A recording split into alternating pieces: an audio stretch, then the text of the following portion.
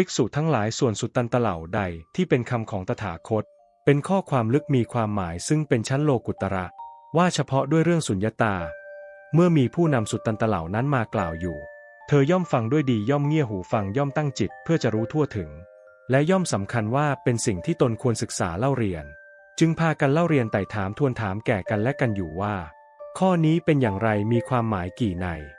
ดังนี้ด้วยการทำดังนี้เธอย่อมเปิดธรรมที่ถูกปิดไว้ได้ธรรมที่ยังไม่ปรากฏเธอก็ทำให้ปรากฏได้ความสงสัยในธรรมหลายประการที่น่าสงสัยเธอก็บรรเทาลงได้